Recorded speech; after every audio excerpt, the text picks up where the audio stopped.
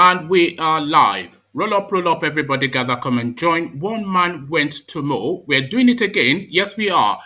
We're doing it again, but slightly, hopefully, differently this time around. We do have a special guesting with us. He has deemed it appropriate to spend however long he chooses to spend with us. So we are waiting to come spend that time. So a slightly different tonality to this session. You've seen the thumbprint, so there's no surprises. Where we've got a chap who is reverberating within the Nigerian political scene at the moment. So essentially, the man of the moment within the Nigerian political space, within the Nigerian political space, and especially within the Yoruba Nation movement. So we have him come and join us to spend however long he deems. He's committed to a certain time frame, but we will just play it as it comes. So we wait for him to come and join. As we wait for him to come and join, we do the usual introductory bits. So one man went to mow. This is it now. You guys don't say I don't do anything for you. So I've now gone and brought the biggest of the big within the Nigerian political names. So now he comes to join us fairly shortly. One man went to mow. The eagle has landed. Water, only water. Water, only water. Where they see ma. Water, water, water, water, water, water, water, water, water, water, water. Only water. Where they see ma. Hapa o naido. Hapa o naido. Hapa you don't come o.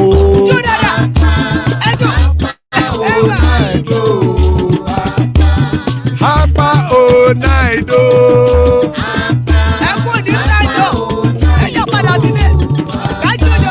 Oro kẹ̀kẹ́ ẹlẹ́mu yé o. Oro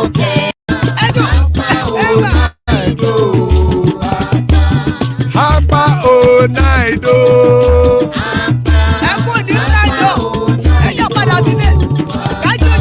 Oro kẹ̀kẹ́ ẹlẹ́mu yé o.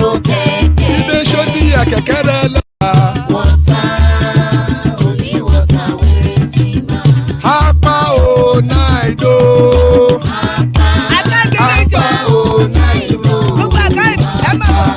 Hapa you don't come o.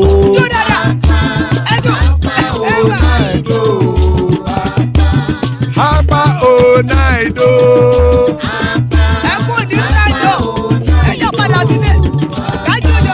Oro kẹ̀kẹ́ ẹlẹ́mu yé o. Ilé sọ́dí akẹ́kẹ́ rẹ̀ lẹ́mu rè o. Bobby master kẹ̀kẹ́ rẹ̀ lẹ́mu rè o. Chifu Faila ti kẹ̀kẹ́ rẹ̀ lẹ́mu rè o. Eruku lẹ̀lẹ̀ ẹlẹ́mu dé. Eruku lẹ̀lẹ̀ ẹgbẹ́ ẹlẹ́mu dòde ojàre o. Eruku lẹ̀lẹ̀ Ghana ti dé ẹgbẹ́ bọ́ọ̀dù o. Ọmọ ẹlẹ́yẹ ẹ̀yẹ o ó dilé o. Odúyẹ̀lá ẹ̀yẹ o ó dilé o. Petrosonama ẹ̀yẹ o ó dilé o. Petrosodúnkẹ́ ẹ̀yẹ rẹ̀ ó dilé o. Ẹlẹ́kọ̀ ọ̀run mú ìní o.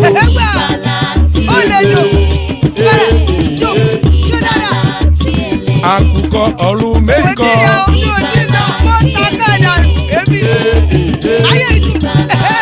Ikú kò ní ríwà gbéṣe o.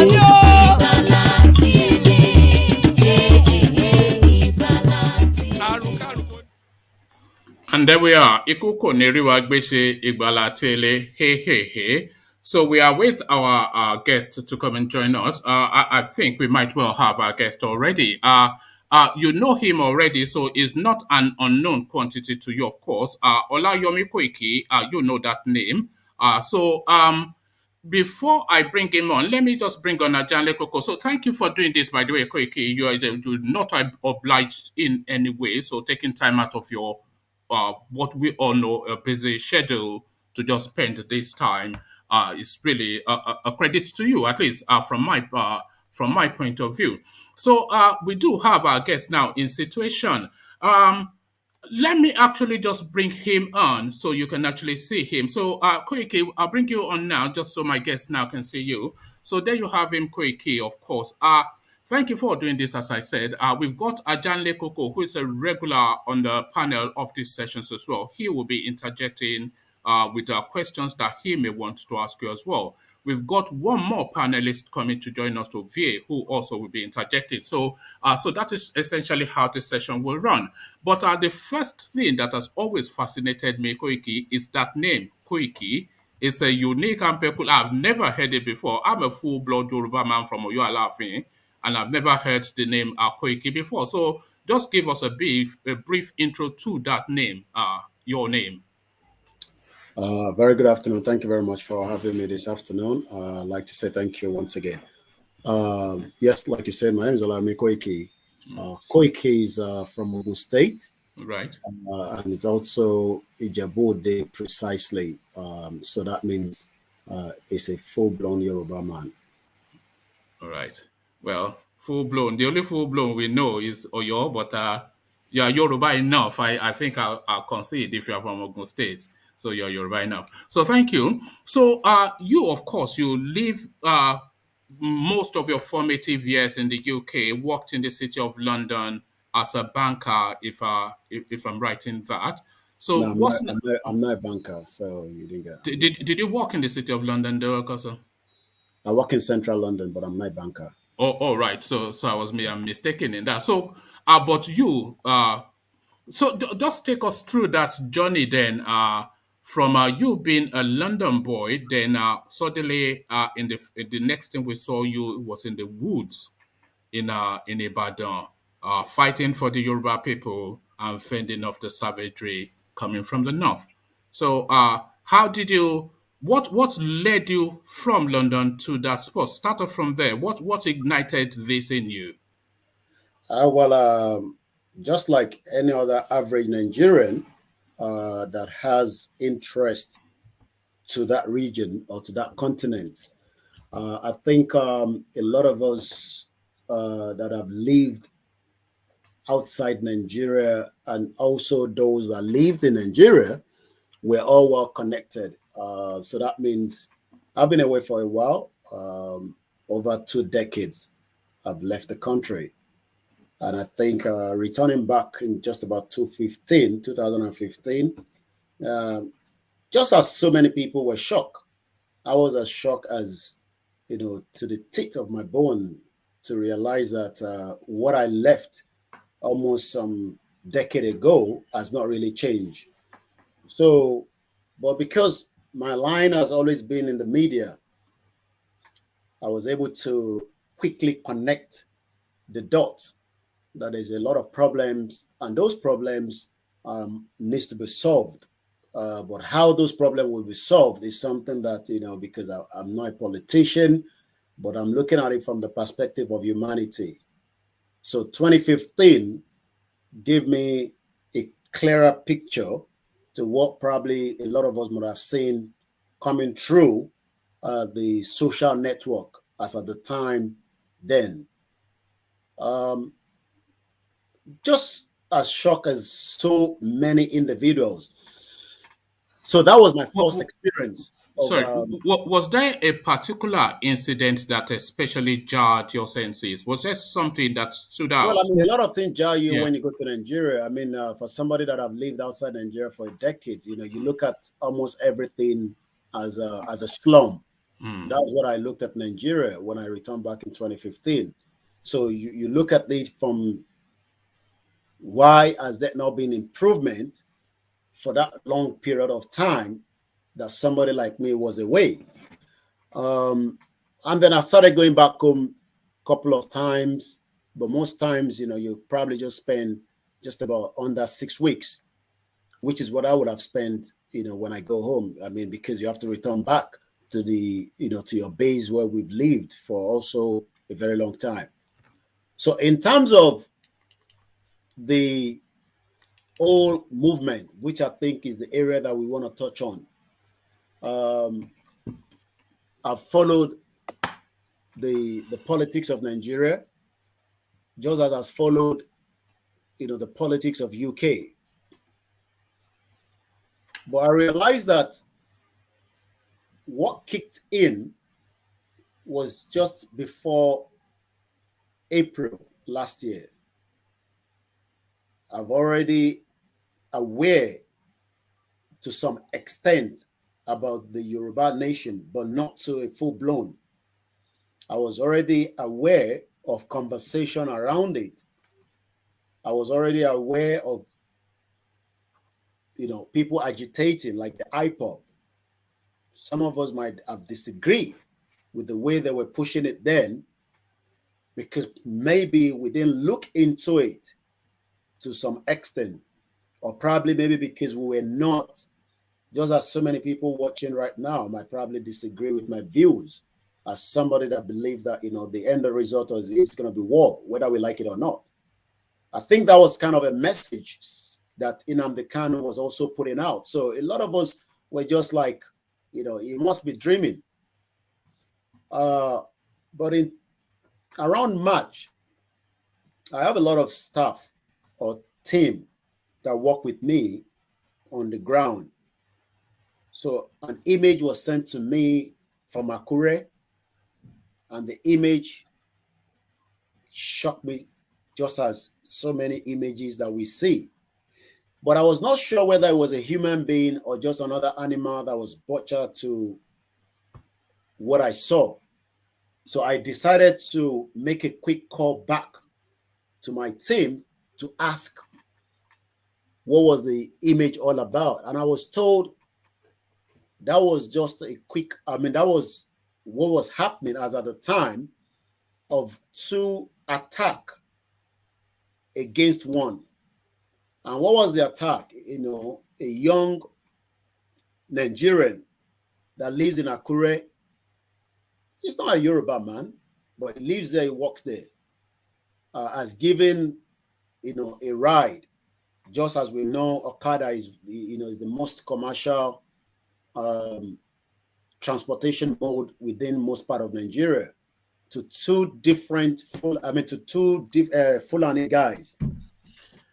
One of them, he has taken to the town to purchase food, but bringing them back to the same point he picked them up, he was attacked.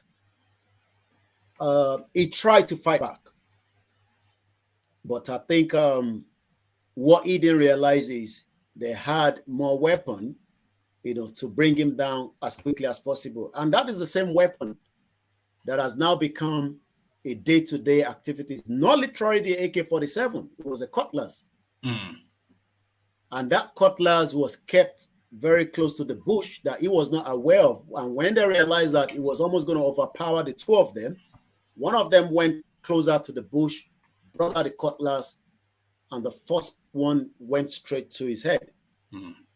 He tried to fight back again, but I'm sure anyone could know that that is not going to be possible with the amount of blood coming out. And it was butchered, not in one location, in almost 15 different locations. So that picture, as it was, they cut him up into pieces, you are saying? Well, in terms of, when you have a cutlass, you can imagine somebody being chopped. Mm. So when I received that image and it was fresh, I went live and I said, I think we've had enough of this atrocity. As at the time, the atrocity was already in the media, but maybe again, as not as how it has been put out now. And that was where the journey started. Okay, did you have a relationship with Chief at this point? And if you did not, can you chat us through just how you came into contact with the Chief? Well, I've heard about him, but there is no contact. As at the time, I was already out there saying, and I can remember my first broadcast, I said we would end Nigeria to save lives. And there's no point being together in a union that is not working. There was no way, as at that time, that I have any relationship or any contact with Chief. And for almost 6 months, that my videos, my messages were traveling to every part of the globe. And I think the one that went viral was when I said I was going to burn down the Nigerian embassy. A lot of people disagree. A lot of people were mad at me. That was a bit cheeky, wasn't it? You want to burn down the Nigerian embassy? No, there's nothing cheeky about it. There was nothing cheeky about it. We're talking about life being lost on a daily basis. No, I do agree. By the way, I empathize a lot with maybe not the totality of all of your actions, but the underpinning sentimentality of just the level of savagery that's been vested upon us, because we Yorubas are a civilized people, and we've long been civilized, and we're dealing with a culture that is primordial and barbaric. I'm not sure if we are equipped, because they are still at that stage of carrying cutlasses around and just savaging, and we're already, moving to. So, what do you think their intentions are? These people, what do you think the end goal is? Is it what? What do you think the end goal of these people that are waiting upon us? What do you think their end goal is? Well, there's nothing more than the end goal is, another ethnic group terrorizing other ethnic group to grab their land.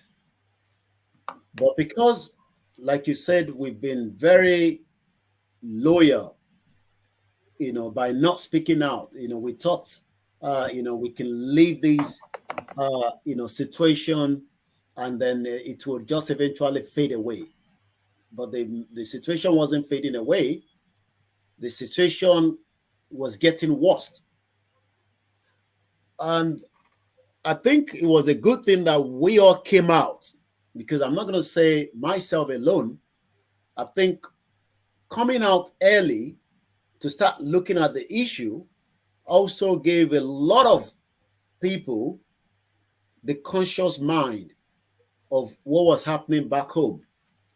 Because a lot of people thought nothing was happening. Yes, it was just, the normal day-to-day problem. But by the time we started highlighting those problems, more people realized the danger. And I think we've been able to save many lives in that process as well.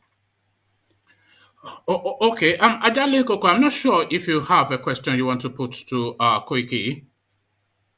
Adale Koko. Yeah. Good morning, woman. Good morning, OLAYOMI Koiki. Good afternoon. Oh, okay. Yeah, an afternoon in London. I'm right morning in America.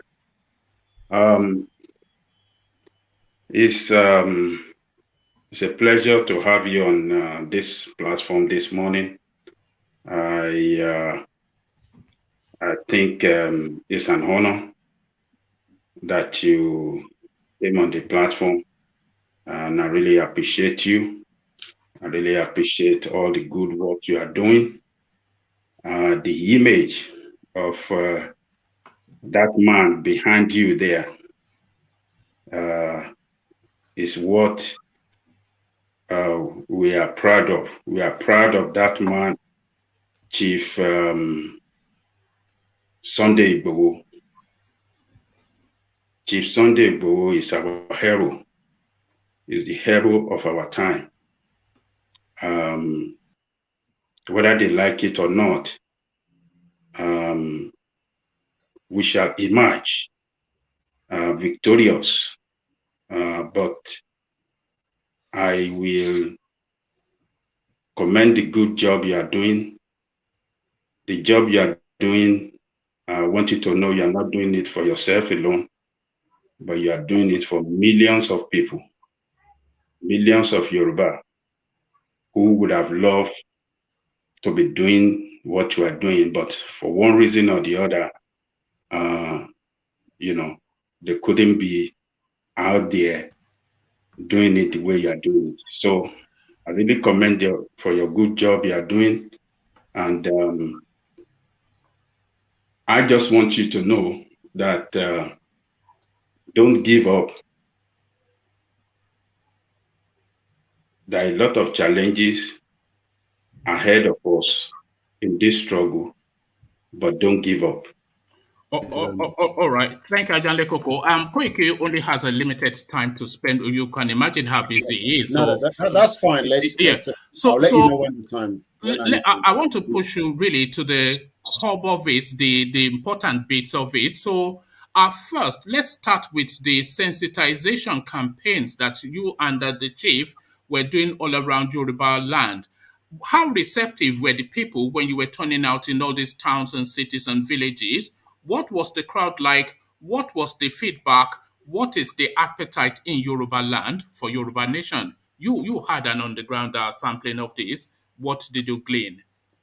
Well, thank you very much once again. I think, you know, going to Nigeria. I mean, just to finish up, I think the connection between myself and Chief, I could say, you know, is just something that a lot of people keep wondering. You know, what is this kind of relationship? And I can only say, you know, the creator knows better.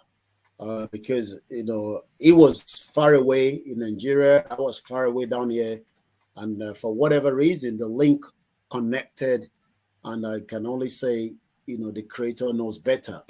And I did told him last year that I'll be coming home because I believe, as much as a lot of people thought, you know, my going home will be too, the risk will be too much.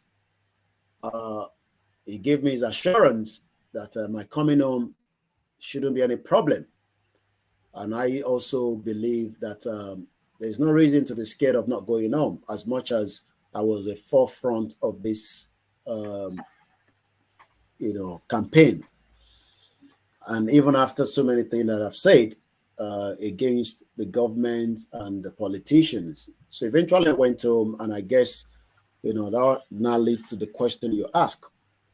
I remember arriving at his place a day before, you know, he will be traveling to the 7 days ultimatum that I've been given to, you know, the terrorists terrorizing our people in Igboho. And when I eventually traveled with him on that Friday, but on the Friday, the morning before the Igboho, I could see that a lot of people were already, you know, ready, you know, to receive him. And why did I say so? You know, the whole front of the house was completely, you know, with so many people that were ready to have, you know, to travel with him. Even at the height of the federal government saying, no, you know, he shouldn't come down, the state governor, there was a lot, I mean, the pressure 24 hours before that Friday, I witnessed it, I was with him, but he was not backing down, and he was not bowing down for those pressure. Even at some point, we had a group in America that wanted us to release a statement that he will not be traveling back, he will not be going to Igboho on Friday. And he says, I remember him saying, if they have to tie him with a chain, he will go there. And that was exactly what happened. I will see if I can, I mean, get a view of some of the images of the crowd prior to getting into the town. People were already tired of the atrocity, the crime, the genocide that was happening in our town and villages. And Chief coming down was, I think, a best option. Remember, he has already been to Kishi, you know, so the images were already out there. But when I saw the crowd on that day, I knew, as much as a lot of people might say, where are all these crowds now? that the Yorubas were already tired and fed up of the atrocity being committed, within our territory. And that is exactly, what I saw. So I saw a man that has everything. Because remember I was going to his house for the very first time, and from the entrance of Soka, you could tell that he was well loved. And that was even prior to, staying more days, months with him, and I realized after coming back that he was not just doing this for anything, he was doing this because of the love he has for the people. So yes, he was welcome on that day. But I think a lot of people mistake some of how they perceive him. They were not seeing, the loyalty, the trueness of him to what he wanted to do. And that was why some few individuals, groups of people, the politicians, and our royal fathers were not really ready to support him. Because if everybody has given him that support, I'm sure we would have moved more further than where we are at the moment. Just to that royal father space that you just happened upon, there's a lot of allegations that he was somewhat disrespectful and even disparaging towards the traditional rulers, which is something that doesn't especially sit well with Yoruba people because they venerate their traditional rulers, as you know, especially the Oni at some point came out to caution him just to be mindful of language. So, to that space, what exactly happened? And did he need to be cautioned? And did he take the cautioning? Well, I think what we need to understand is every one of us have our own unique ways of reacting to things. I could react differently from him. He might react different from me.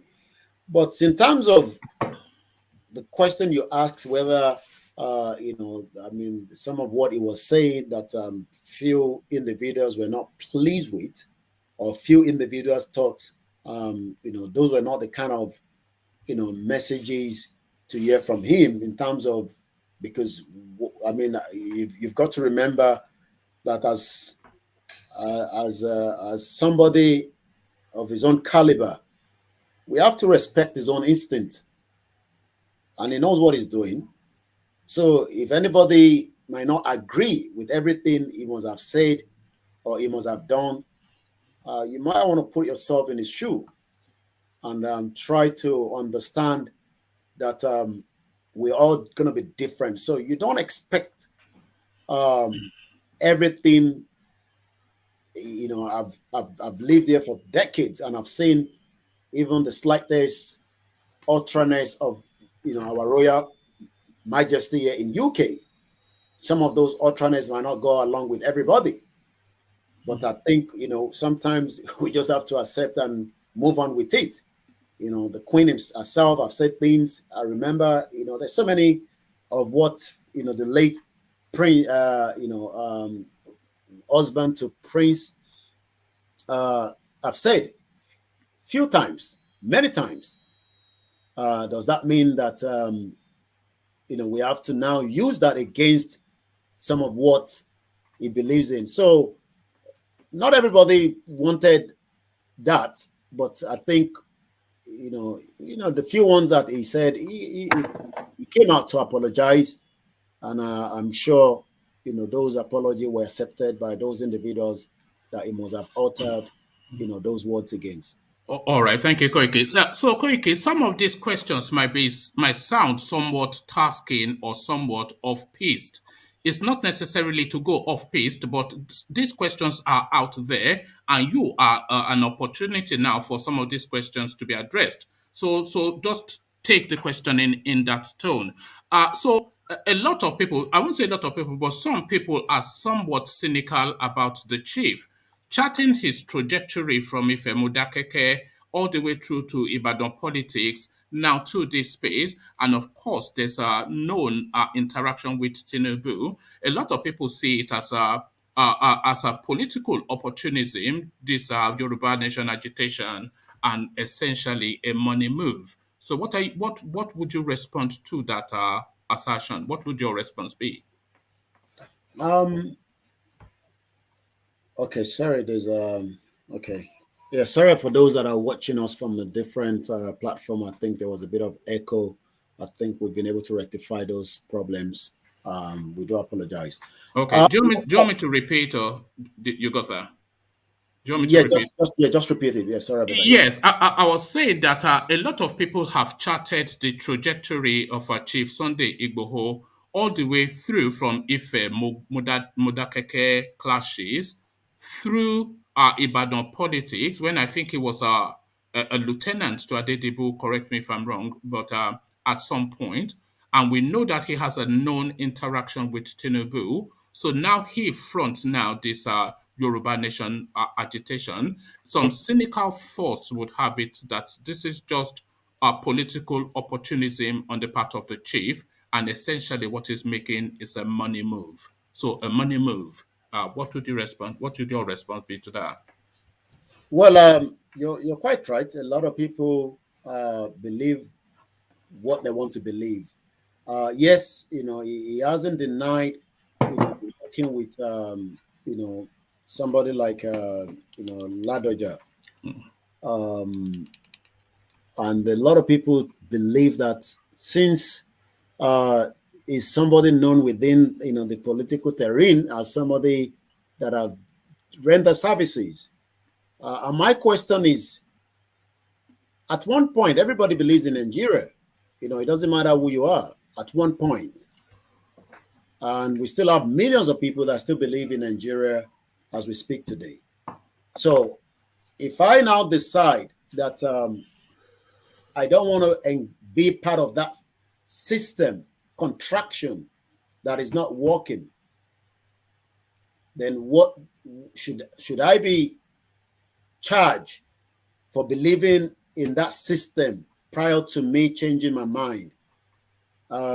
So all that does not carry any water, whether, it was rendering services, at some point, and he decided to change those services to now where he believes his heart, because this is where his heart is now. His heart is where he thinks that his people have been marginalized. There's a atrocity being committed, and the government of the day refused to go after those perpetrating those atrocity. So which one carries more weight? Is it those engagement that he had with those politicians as at the time, or somebody that is saying, okay, this situation that we are seeing ourselves is becoming alarming. And as I speak to you today, whether people agree with him now, but the atrocity is still being committed right under our nose. Whether you live in Nigeria or you live outside Nigeria, you are just also one out of so many to become a victim.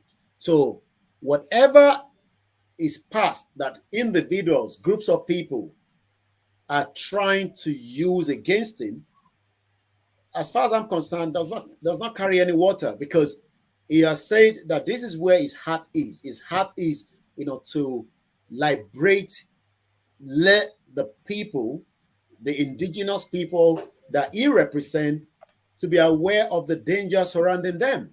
And if you look at the video I'm playing behind me, you would have to ask yourself, where is all the, the security that should have been protecting those areas? They refuse to. He has come out to defend, those regions, and is now being, chased by the same government that have used soft hand against people the government is calling bandit, as against the real terrorist that is creating havoc, not just within the Southwest, but within the whole country as we speak today. Oh, all right, thank you, Koiki. Koiki, you will at some point be under a little bit of pressure as well, because there's been, I'm sure you've heard allegations of personal interest, self-interest, financial impropriety on your part as well. So all those things are out there, and of course, if you're willing, we'll go there at some point so that you can take them head on. But before you take them head on, I think Ajanle Koko, did you have a question for Koiki? Okay, yeah, I have a question for him. Yeah. Now, Chief Sunday Igboho was the driver of Yoruba Nation campaign, and he drove the vehicle very well. Everybody saw it all over the world. But now that Chief has been away, I won't regard it as being in incarceration, but has been away in Cotonou. The campaign has suffered a setback now. So, Koiki, what is the way forward? That is number one. Then number two, what is the latest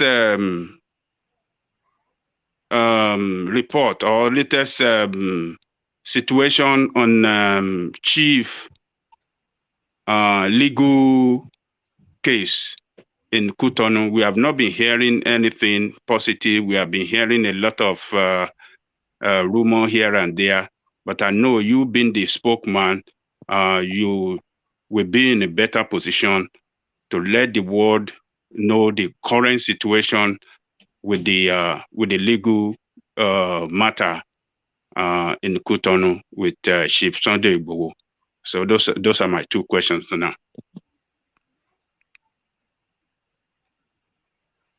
In terms of whether the campaign to the Yoruba Nation movement has have a kind of hiccup or setback since July the 20th, I think what he has done is that it has actually given us more advantage than disadvantage. And the advantage is everybody around the globe now understand the real problem.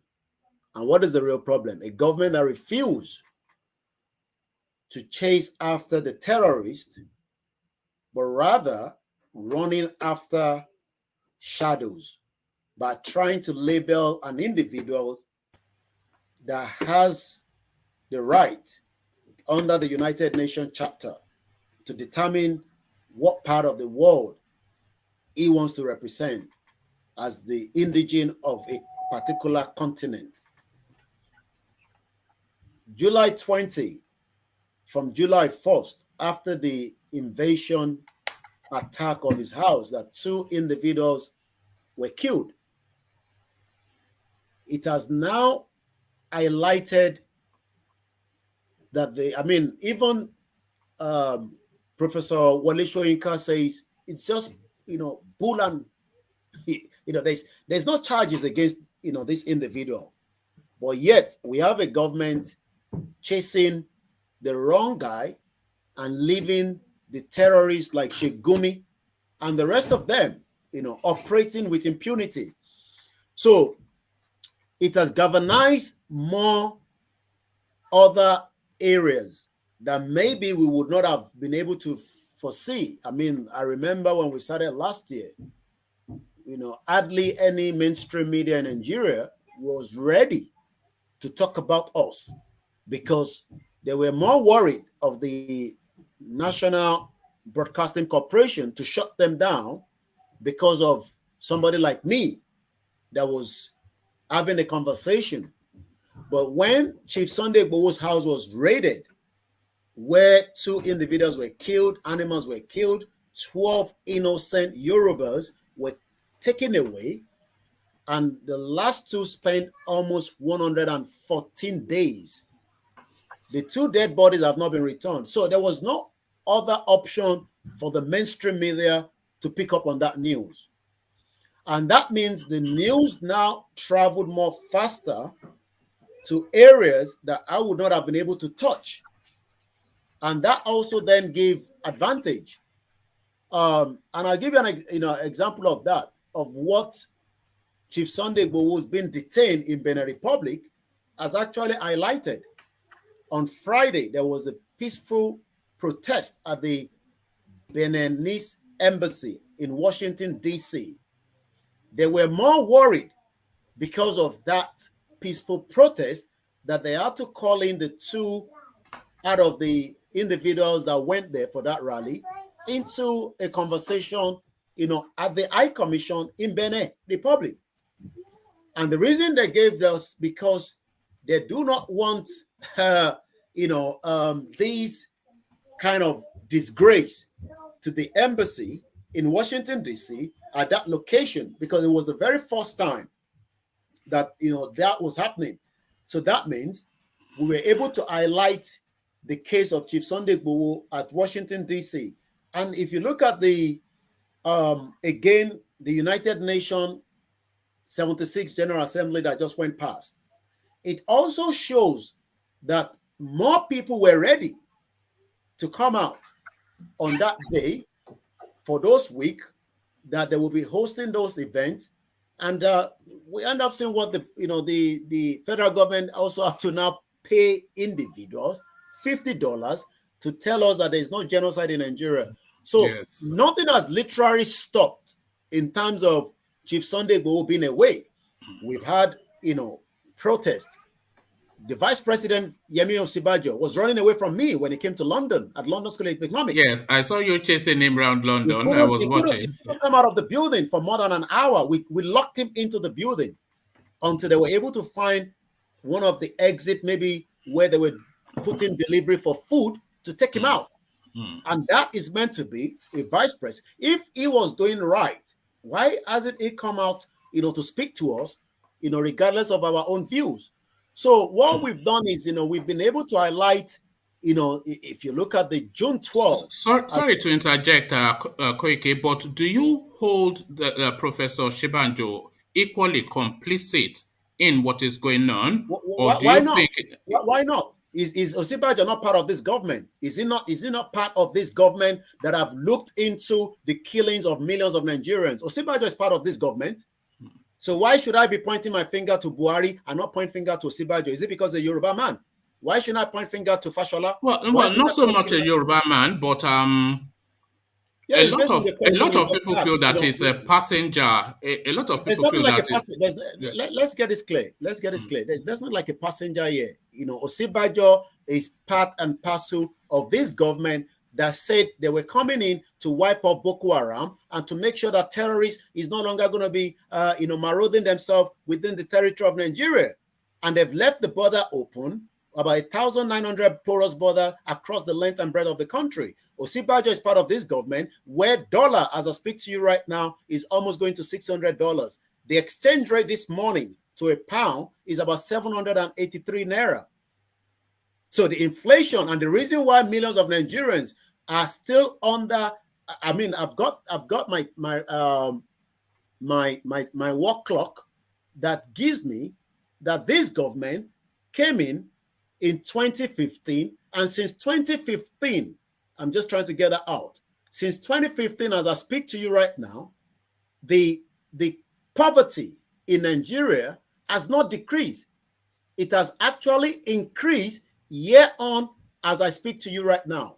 So that means I'm just going to put that up so that I can give you, the right data, so I'm not, giving the wrong, statistics. So I'm going to take that statistics back to, let's assume that when this government came in, for the first 2 years, they couldn't get things right? So I'm going to pull back. Remember, I want you to put this, as of today, 86,849,507 million Nigerians are people living in extreme poverty. And out of that, where are you getting that data from? What's the source? worldpoverty.io. Okay. And I'm gonna give you that link so that you can be able to get that yourself. Right? So this is a country where we are number 3 Global Terrorism Index, number 3. So what I want to do now is I'm going to move this data back to 2016, right? As of 2016, the total people of the population of Nigerians in poverty was 70 million. So as at 2018, let's assume that when the government came in, there were what's the increase? What's the number increase approximately? About 13, 14 million? If you look at 2016, we had 70 million, and I take it back to 2021, where we are right now, is 86 million. So about 26 million Nigerians that Osibajo is part of the government has increased. 16 million. But what was the pre data? Because that might well be a trajectory that runs all the way through. But let me leave that, because I don't essentially disagree with you, Koiki, by the way, because even all the international bodies have said that Nigeria is hemorrhaging poverty. We're reaching a new low. Do you know the middle class in Nigeria, Koiki? They are now having to substitute potato for yam. I'm not talking about people at the bottom rung. The middle class in Nigeria, in Lagos, they are having to substitute potato for yam because they cannot afford to buy yam. Yam that you buy and you throw half of it away normally. Well, how do you buy those things when Benue, that is meant to be according to what we've been told as we were growing up, the food basket of Nigeria, is being ravaged, by terrorists on a daily basis as I speak to you right now. So all the farmers, I mean, I was laughing when I was watching, the governor of Oyo State, Seyi Makinde, I think last week, talking about agribusiness summit. What agribusiness summit is he talking about? When Wakilu has already left the prison and he might probably be coming back to attack our people. There's no security. We're talking about farming. How can you go into farming when there's no security? These were part of the issues that Chief Sunday Igboho was trying to, to talk about. When Dr. Fatai Aborode was killed, he was killed because he was operating on a land that the terrorist Fulani man did not want him to operate on. And that was why he was killed. He was a PhD holder from Germany.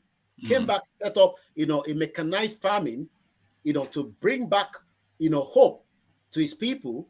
And now they've left him with a father and a mother that I saw, when we went to Igboho'S that same day on a Friday. Okay, thank you, Koiki. So, Koiki, let me take you to this. So is that you, Ajan? Are you feeding back? Or did you want to ask Koiki a question before I take him to the next question? I want to take him to July the 1st, but did you want to interject, Ajan Lekoko? Oh yes. I don't think that Koiki has answered my question. I think with the legal part of it. Yes. Quickly answer that. The legal part of it is like just our father, Professor Akintoye, have said, is the ongoing work. The system in Benin Republic is completely different from the system in Nigeria. We've got to remember they're not using the same system. Benin is using a kind of a French system. As much as it's quite frustrating to so many people that he has been kept there without any reason because he hasn't committed any offense. But again, at the beginning of when it was picked up, just a few days after that, they went into what we call a recess for about a month. They've been back now. He has been to the court prior to now that they've been back. But again, it's still an ongoing work in terms of trying to get me out. I understand there's a lot of frustration out there, for somebody that hasn't committed any offense. But again, we just have to wait and see, the outcome of that as quickly as possible. All right, thank you, Koiki. Koiki, I just want, sorry, I don't know if you mute yourself because we're getting a lot of feedback. Try to ask one more question before you go to the woman. Oh, okay. There's been report about his health, and it's giving a lot of us some kind of concern. How his chief health? How is the condition of his health now? Can you tell the world and let us know what is really going on with him health-wise? Well, it needs a medical attention, and we've said that in our statement. It needs to be flown abroad to receive a better medical attention, and I'm not going to say more than that. All right, thank you. That was going to be my question to you. And I was also going to ask, just to tidy up the chief in Benin space, I was going to ask, you were not clear, but we are not clear either. So what exactly is being levied against him? What's the court case? What is the charge? Why is he being held? So what are they saying the reasons are for him being held, and what Well, are they charging him to court for? he hasn't been charged for anything because he hasn't committed any offense. But the last court appearance, was they're doing more investigation. We've got into the country, whether he had any contacts within the country, and those are the charges they're putting on him. As much as, like I said, when you look at those charges, you ask yourself, on what basis for somebody that the government wanted to kill, if they found him in the house, they would have taken him out, and trying now to find his way out, just like, millions of other Nigerians that have not even found themselves in this situation. Some have left Nigeria because, they've been persecuted for, whatever reason, whether, within their community and so on and so forth. So at the end of the day, like I said, the Benin Republic are doing their own findings. It's taking longer, as more than what we want, but we just have to wait and see the outcome. All right, thank you. So essentially, a political prisoner. So Koiki, the space, of course, everybody wants to hear is exactly what played out on the 1st of July. So different accounts. Because we, even just a couple of days ago, almost 3 hours, we almost came to blows on this platform. The opinions were so divergent and so held fervently. So now, what exactly transpired on that day? Several accounts.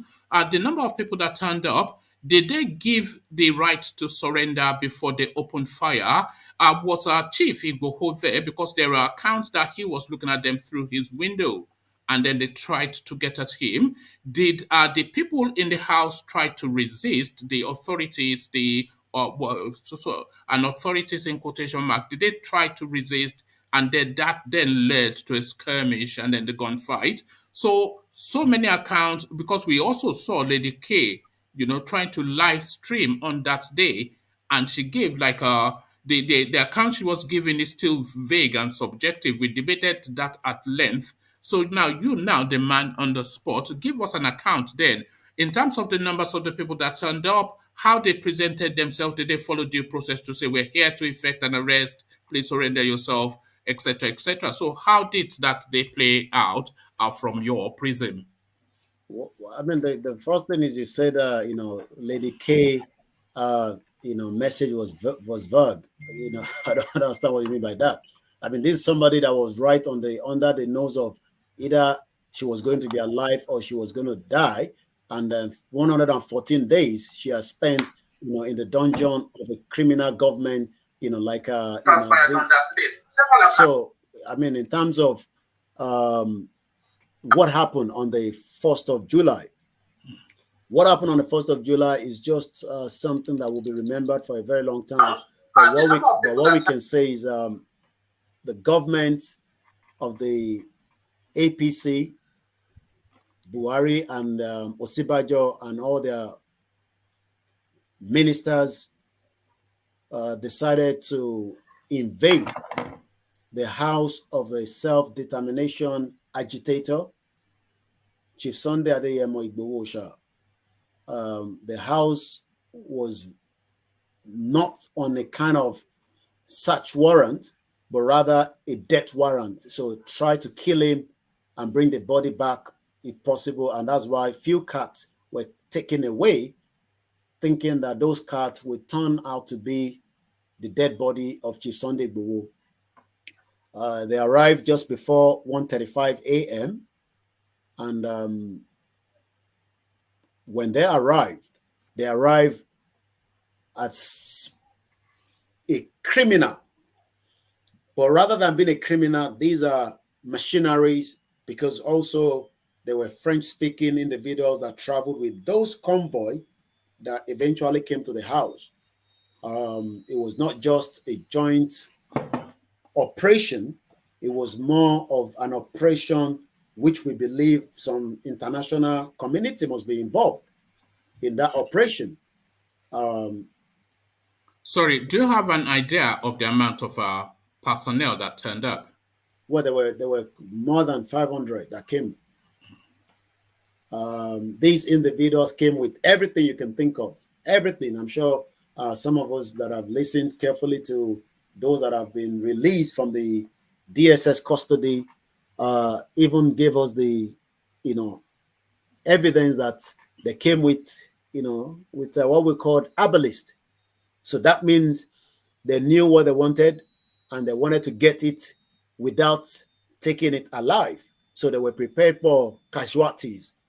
But what they didn't understand is they were coming into a peaceful home, a family home, a home of a man that lives with multiple numbers of people at different times, at different, opportunity that people wants to sleep there overnight if they have the opportunity. Everybody wants to sleep there because it's a family-friendly home.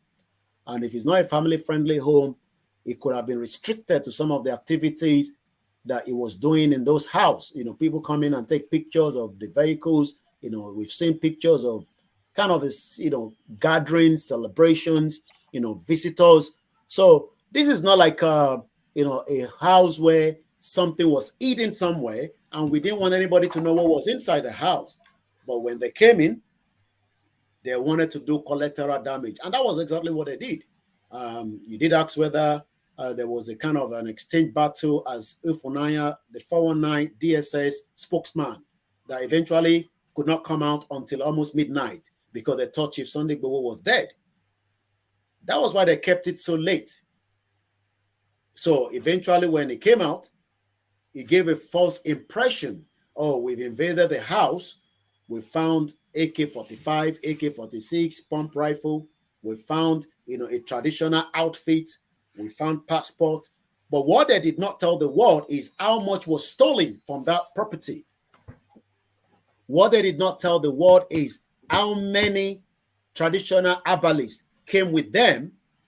What they did not tell the world is how much gold was stolen in that property. What they did not tell the world is what happened to even a wireless speaker that was eventually cut away. What did not tell the world is how 2 people were killed in his house. What they did not tell the world is how come they went into the house and yet, they could not even leave the dead bodies behind. What they did not tell the world is they took away cats thinking that those cats will turn to be Chief Sunday Igboho. What they did not tell the world is how many machineries was imported into Nigeria prior to the day of the attack. What they did not tell the world is... Sorry, what do you mean by machinery? You know the meaning of machineries. Machineries are people imported into a country to kill somebody. All right.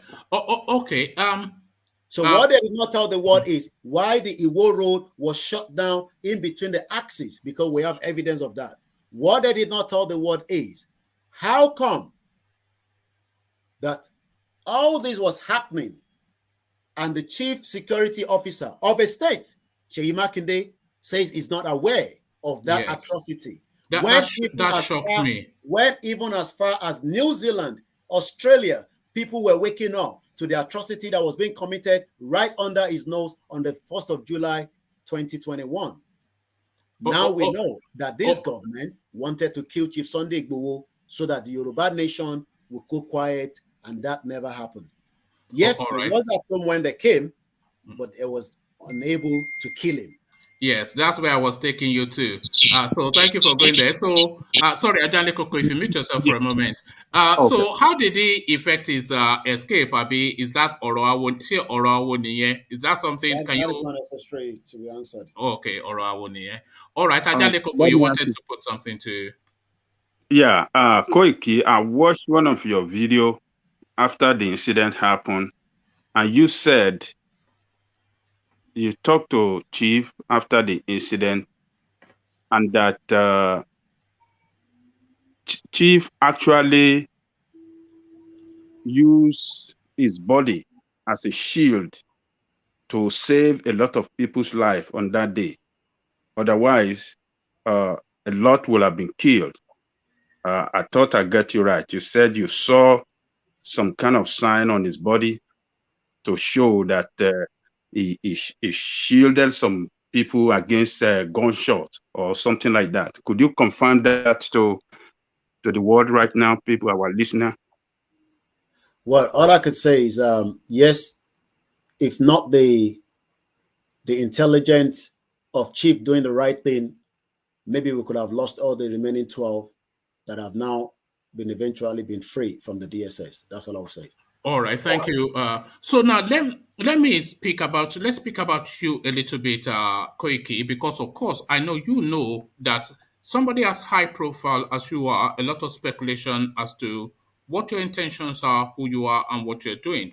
So allegations, of course, you would have heard of financial impropriety on your part, allegations that you are propelled essentially by self-interest, allegations of canvassing for money uh, outside of what your remits are, and allegations also around a radio station that was set up for 10 million. Somebody was just saying that just yesterday when I was saying that I will be having you on that you should be asked about a radio station with some lady called Dara or something. So all of that allegations are self-interest, self-aggrandizement, financial impropriety, canvassing for money, using the name of the chief. So all of that, I'm sure you've heard the allegations. So perhaps you now want to address some of them quickly. Have you been given any evidence? No. They are allegations, as I said, but you know As they long are as the out. allegation, They are out there. as long as the allegation without any evidence, there's no point going into it. All I can say is with the radio, I think Ilana Modua, Professor Akintoye has come out to elaborate on it, and I won't go into more details on that. All right, thank you. So chat me through a little bit what you see as the synergy between the Yoruba agitation space and the IPOB space. Because often I listen to Chief Sunday Igboho, and when he's asked about the IPOB, that is there a synergy, and he somewhat tries to distance somewhat that they are doing their own thing and we are doing our own thing. But do you see a natural synergy between those two narratives? The IPO, the Biafra, let's not even say IPOB, but the Biafra movement and the Yoruba Nation agitation. Do you see a natural synergy? I think people have different perspective and take when it comes to these. Some say they're Biafra, some say they're Igbo. But let's first look at it from the Nina's perspective. And I'm sure you know what is Nina's, if I may ask. And if you don't, probably just to educate some of our other listeners around the globe. NINA stands for the Nigerian Indigenous Nationality Alliance for Self-Determination. So these combine the Southwest, the Southeast, and also the Middle Belt. And if you've been following NINA's, they have been more of the this alliance territory. What do we mean by the alliance territory? The alliance territory means that somebody like me fighting for the Yoruba to let them know the atrocity and the danger that we are facing. That means I'm fighting under the Yoruba land. Those fighting for the alliance of the Southeast might have different take, because the reason why a lot of people are looking at the Biafra is they're looking at some of the utterances of what Nnamdi Kanu must have said against the Yorubas, in terms of, his messages that he was passing out.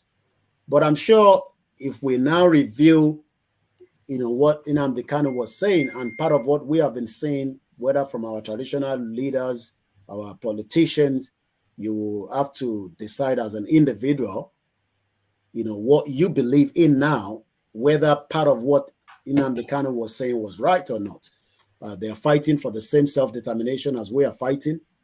And I don't see any reason why, in as much as a lot of people disagree with my views on that, I've always said that I've lived here in UK for the last 2 decades and I've not lived with the Nigerian constitution. If I have lived with the Nigerian constitution or the kind of mentality as Nigerian, I probably have ended up somewhere else.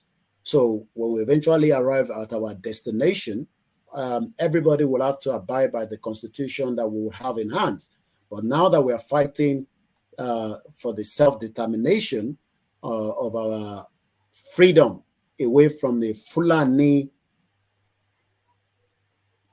oligarchs that have been trapped. We have all been trapped, whether you agree or not.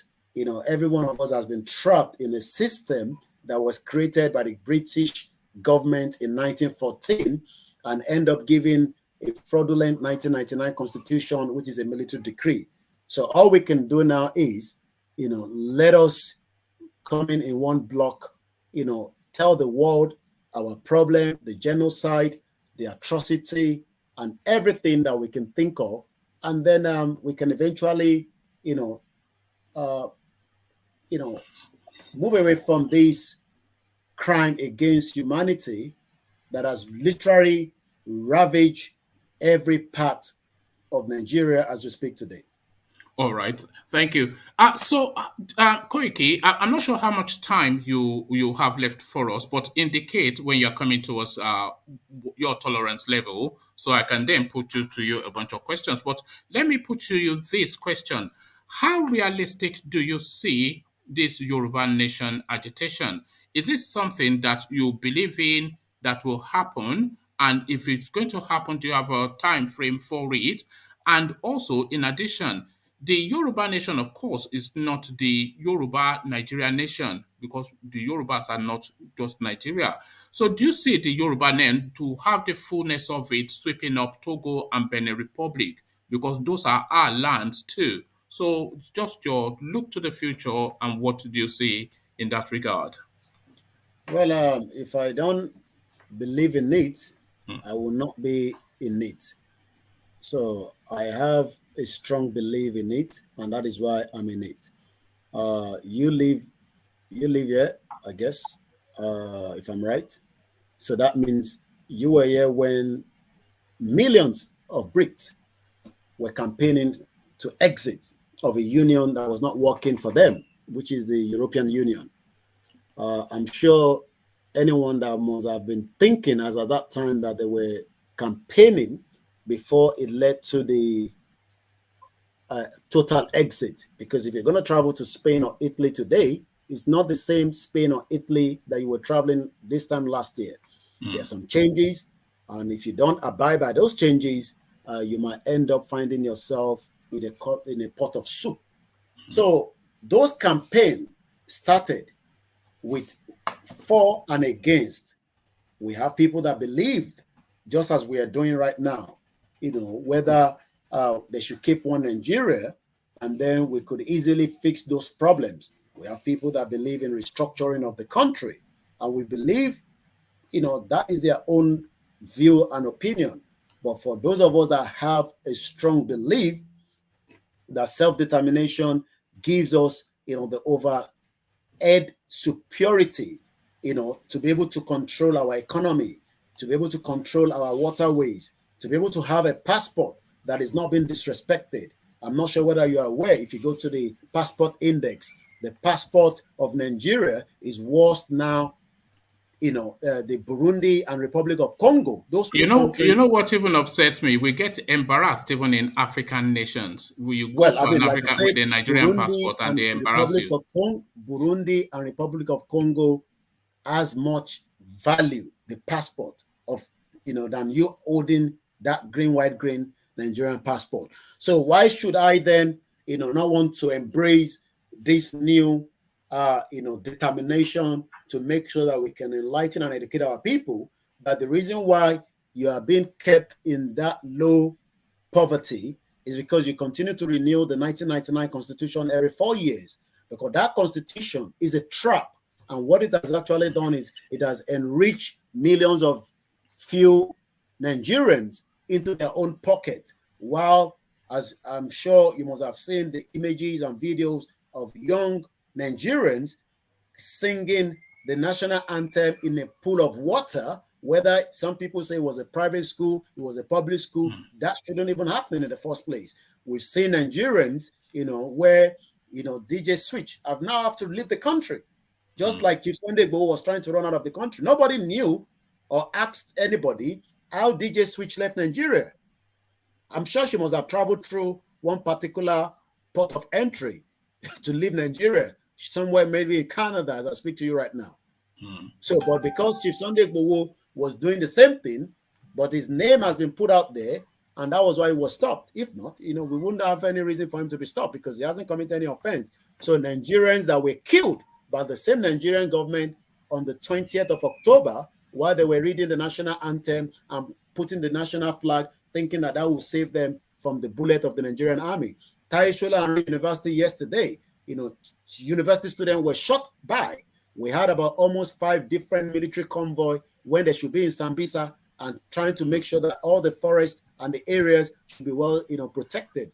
So when you look at all these, and then, the question to the minds of people is, maybe we have something in it. There's nothing in it. I'm very comfortable in my location. I've been out of Nigeria for a very long time. And I can only say, I feel more upset, like I said, the same way I went back in 2015 and the same way I went back at the beginning of this year. All right, Koiki. So, Koiki, uniquely, this platform, it has a span right across all of the geographical spaces of Nigeria. So a lot of them are obviously, when I told them you were coming, all excited. So questions coming in from the comment section, and this question coming in from the north. So this is from Kano, and this is what is being said to you. So this this is from Kano, and this is what is being put to you. It says, at Koiki, how does burning down the Nigerian embassy in London help actualize your Yoruba nation dream? Are you aware that such action will constitute an act of terrorism? So that's one of our followers from the north putting that assertion to you, that position to you. So do you want to address that briefly, Koiki? Well, what law is it? What law is it? On what law is it putting that as terrorism? Could you ask the same person to tell me he thinks is I think a lot of people think we're operating like you're operating in Nigeria right here in the United Kingdom. So if you're saying that you're aware that that will constitute an act of terror, what does he understand by terrorism? What does the person understand by terrorism? We have a country like Nigeria where bandit that is being. Oh dear, have we lost you, Koiki?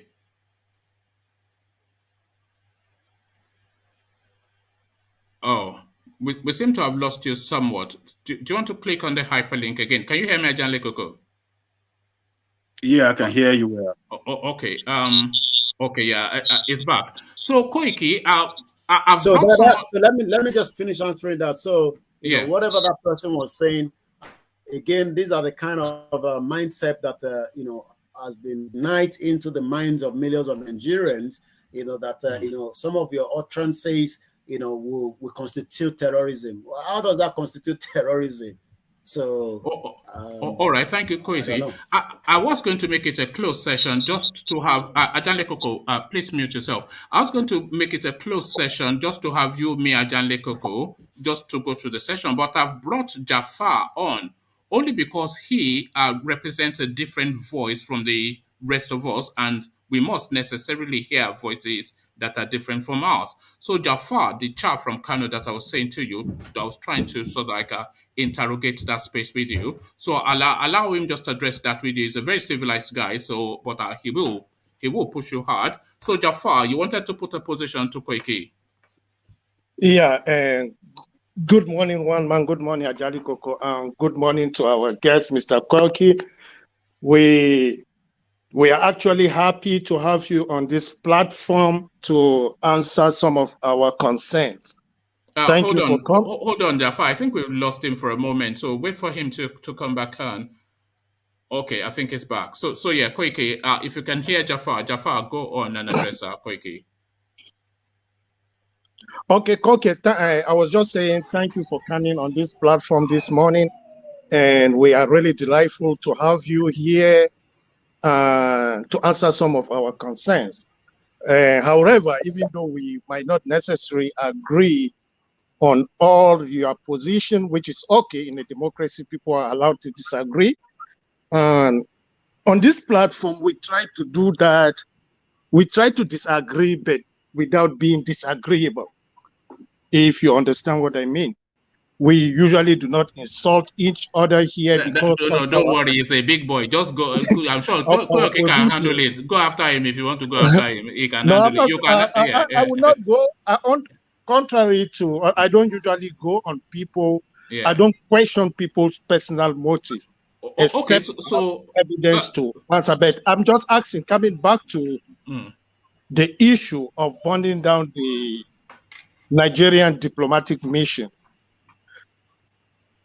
It's the law. It's basic Geneva Convention law. You cannot engage in act of terror.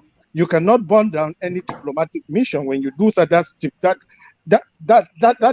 is terrorism at best, as we can define it.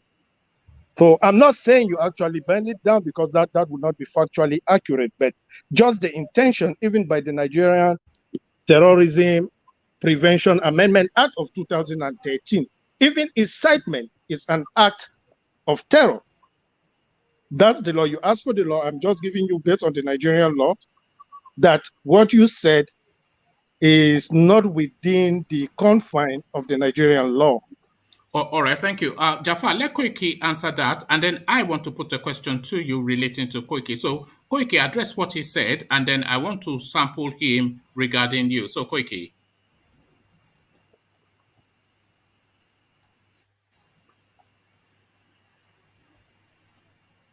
Can you hear us? Oh, I think there's a connection problem somewhere. We can see you move sorry, around. there's a lot of interference. I think, no, I think I think there's a connection master, because the weather is not really playing on our side there, so it's having an impact on the broadcast. Yes, I know. From my end, so I think it's from my end. It's a bit yeah, windy did you outside. hear? I didn't like. I listened. I listened to the. I think is it Jafar? I mean, I'm not Jafar. sure. I'm not sure anywhere. I did. I don't think at any point I did said anything more than saying that is based on your own view from Nigeria. If you're talking about the Geneva Convention, I'll probably wait for the British government to come after me. Then we'll sort that out when I get to the court with them. All right, thank you, Adan. Thank you, Koiki. Koiki, I want to ask Jafar how your narrative is being received in the north. So, Jafar, you are from Kano. How is the Koiki narrative playing out in the northern space? So, what's the sense of it? How is it being viewed? So, feed that back to Koiki. How is it? Just the Koiki, and then by extension, the Sunday Igboho narrative. How is that playing out in your neck of the woods? Okay, so my intervention to this question will be on twofold. So I always try to separate the people that benefit from the system we have in Nigeria today, regardless of their region of origin, will definitely not be welcoming to his position. That's a fact, right? But the idea of self-actualization, people moving towards different nationhood, like I said here, it might not be very mainstream, but it is gaining momentum. People are receptive of that message now, because I personally, as a person, and I have always made my views known on this platform. I don't have any problem with anybody that thinks the nation doesn't work for him. People who think they want to opt out of the federation, that's fine with me. You cannot force anybody to be part of something they don't want to be, because doing that in itself is a genesis for future problem. That my position as far as I am concerned. So my question back to Koiki is that, is there not a way for you to achieve this legally? For example, the coalition of northern groups are in court as we speak. They've been in court for the past 4 months. trying to force the court, with the prayer to the court that the court should force the National Assembly to amend its constitution and make a room for referendum, that whosoever wished to opt out of the Nigerian Federation could do so peacefully. Yeah, put the question to him, Last Jafar. week, a couple of weeks ago, I think a couple of lawyers from the southeast Jafar, put the question because we only have Koiki for a yeah, that's the time. question. I'm landing, if you don't mind. Yeah. Join in that suit. Won't your group also, would it not be fair if your group also joined that suit in court so that these things should be done legally without people losing their life?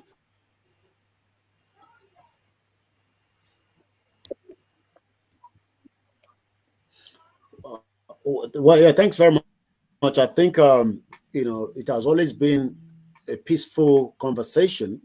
And I don't think at any point any Yorubas have come out to be violent, even though I believe that it will end up as anarchy and it might end up in violence because we have, the individuals that believe that, every one of us must be told what to do. The peaceful way is what has been put out continuously. That constitution needs to be taken down. And as at 16th of December last year, Nigerians proclaimed constitutional force majeure. And what does that mean?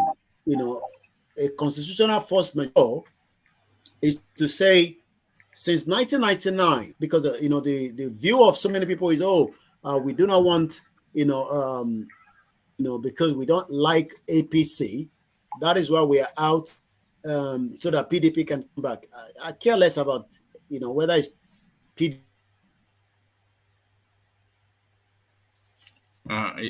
Yeah, like Koiki said, there's a lot of the weather is inclement in the UK at the moment, and that's somewhat disrupting the connection system.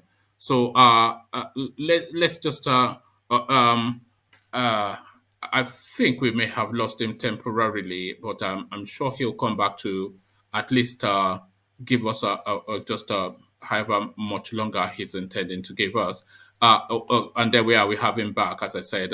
So Koiki, I was saying that the weather is a bit inclement in the UK at the moment, and that seems to be disrupting the system somewhat. But you were addressing what Jafar was saying, that why not follow the... Yeah.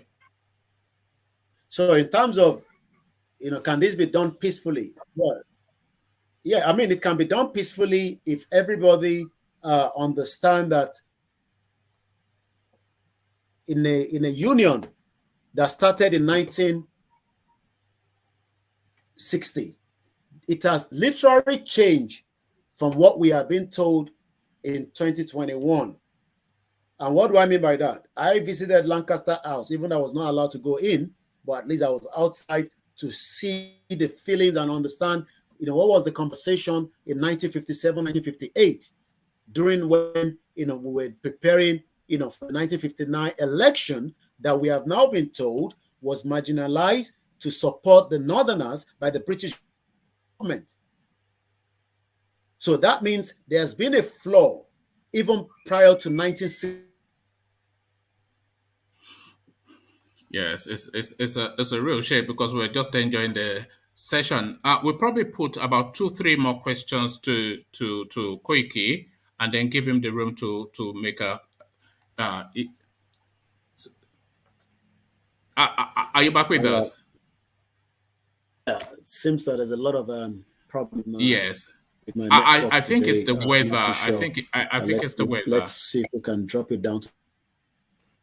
Maybe that will be much better. So I'm just switching over. So let's see, maybe that one will be a bit stable. So that means we've been wrong narratives for a very long time, and we are now kind of on narratives, and it is these narratives that we are putting out, to our, to Nigerians, to ask the question: if there was what we called animation in 1914,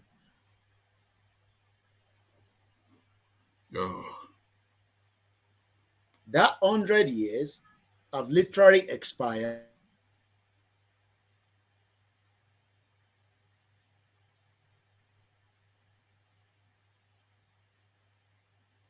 Okay. Yeah, so systems. I wish it was Ajanle Koko or Jafar having the systems problem rather than Koiki, you know. I can just kick you off if it was you, but I mean, guess that. But Koiki, you're back, yes.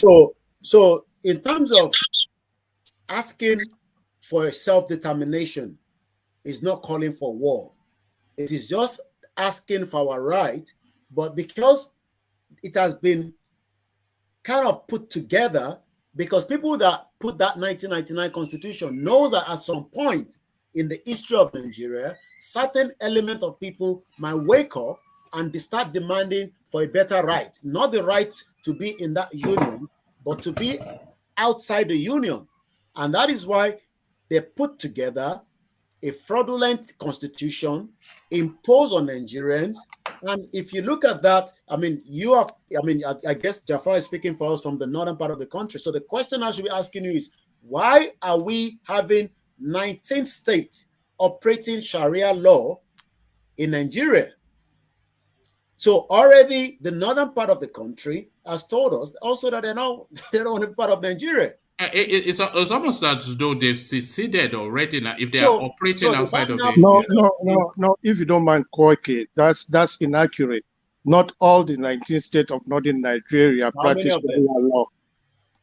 I can't give you an accurate figure on the tip of my head, but not all. Okay, so at least we have about 12.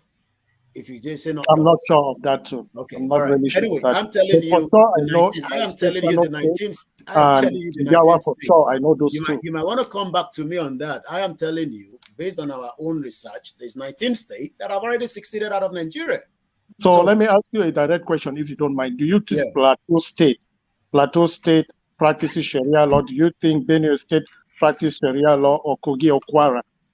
Well, they're trying to force it on. They're trying to force it on every one of us. You know, if we continue not asking you a direct question. Do you think that's the system of law there in those states I mentioned now? Well, like I said, those states, have been forced, to practice whatever they're practicing at the moment. So I say to you, 19 states. So you cannot say with certainty that those states actually practice Sharia law. Okay, let's not get too hung up on that. I think we know that quite a few states in the north practice Sharia law, but I myself am not clear on just how many states. But thank you, Jafar. Koiki, let me take you to a different talking point and the controversy around essentially who speaks for the chief. So variously, we have heard people come out to say that too many voices speaking for the chief, and his lawyer, I think I'll leave something, I can't quite recall his name almost immediately. He comes to speak often to say that his voice and his voice alone should be the voice that people listen to.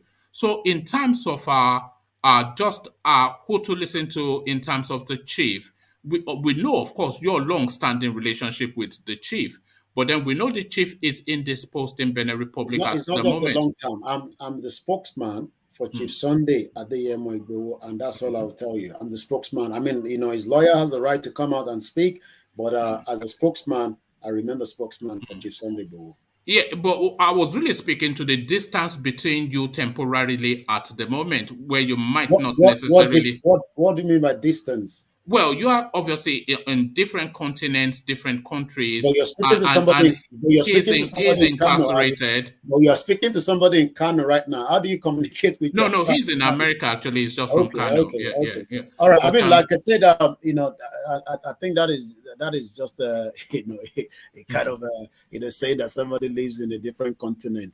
I mean, I know what is happening on the ground, frequently. No, I'll say more so that he's incarcerated. He's in custody. Is it not? So he doesn't have but the message is still, there's still a communication. So, and how that communication happen, is not something to the public. All right, brilliant. So just to clear that up, you remain the spokesperson for the chief, as we've always known you to be. So thank you for clearing that up. So to you personally, how are you faring? The weight of all this agitation, does it wear on you somewhat? Do you fear for your life? Where do you get the courage from to stand so firmly for someone? What do you mean by fear for your life? What is life? What is the life? You don't fear for your life. Life is living now. You know what fear for your life is now. Yeah, You fear. but if you say you're fair, you could come out of your house or you could sleep in your house and anything happen to you. So Yeah, but you are I putting live, I live yourself. my, You I are live, I putting live, I yourself live, in harm's I live. way. You are putting Yes, yourself in yes. harm's way. Yeah, but we are putting our life in the arms way so that we can save the next generation. Because Mm. the previous generation were just sleeping. They were not probably doing as much as what we wanted to do now. So, there's nothing to be fair of my life. My life is not as valuable, to how many millions of Nigerians as I speak to you today that does not even enjoy what I have enjoyed for the last 23 years out of the country.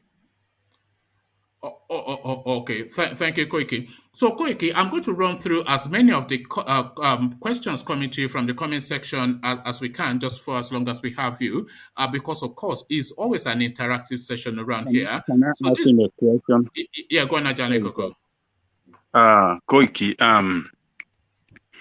for the past 3 weeks now, we have been watching some show of shame by supporter of Are Ona Kakanfo, Gani Adams, coming out in the public with Olugbon and other charm, costing Dara.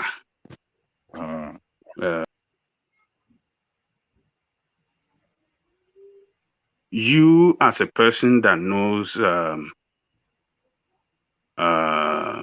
both of them, Are Ona Kakanfo, Gani Adams and Dara, have you make move by contacting them, and have you done anything to reconcile both sides? Omo Yoruba ni gbogbo wa. We have to come together as one people and not be putting this show of shame against each other. But a lot of people also put me into that same bracket. But I'm not sure whether you're aware of that.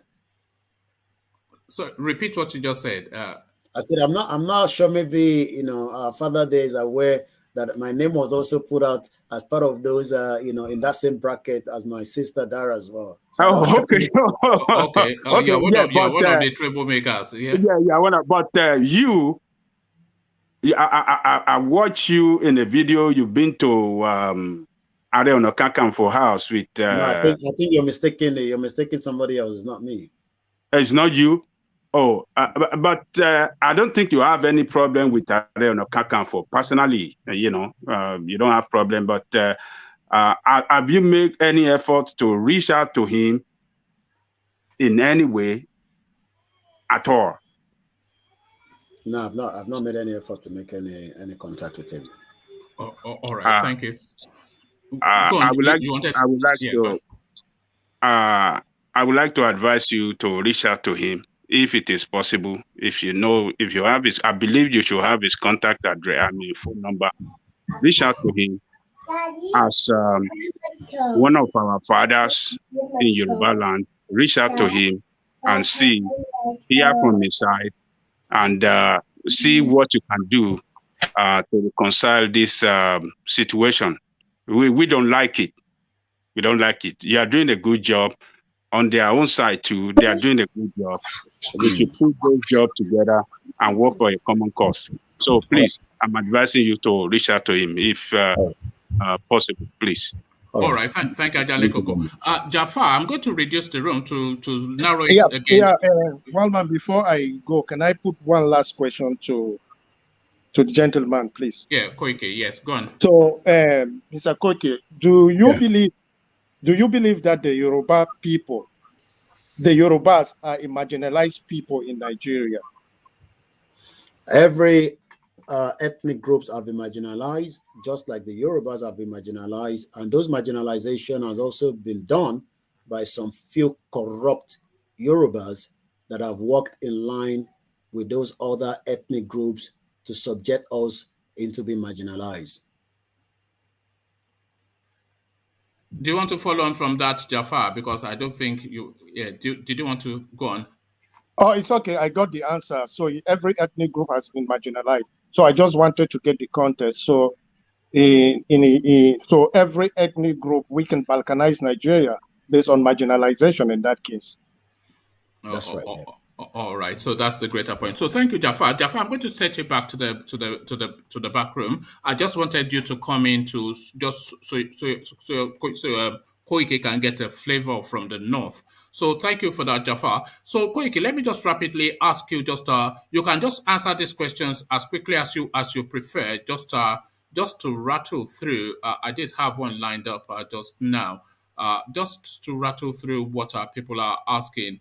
Somebody was asking if you have been in touch with the chief. That is what one person was asking, and somebody asking what the health condition of the chief is. I think you've already addressed that. So this person now, this is Abdul Momone Adana. He is based in Saudi Arabia. He says, has Koiki paid Chief Igboho a visit in prison since his incarceration in that tiny country? So I'm not quite sure. Well, That's just I've not paid him a visit in the, in his held as a prisoner of a political prisoner in Benin Republic, but I'm in touch with him on a daily basis. What are what under what conditions is he? Is he being treated nicely? Is he comfortable where he is? Is he in a? I hope they are not holding him in a cell or anything like Well, I that. mean, there's nothing comfortable being away from your loved ones, your family, and your friends, for an offense that you haven't committed. So I don't think wherever he is or whatever position he is at the moment, we can say it's comfortable. The only thing we can say is, we hope they will listen to us and allow him to take that medical trip as quickly as possible so that he can look after himself in a proper way than being held, against his will down there in Benin Republic. All right, brilliant.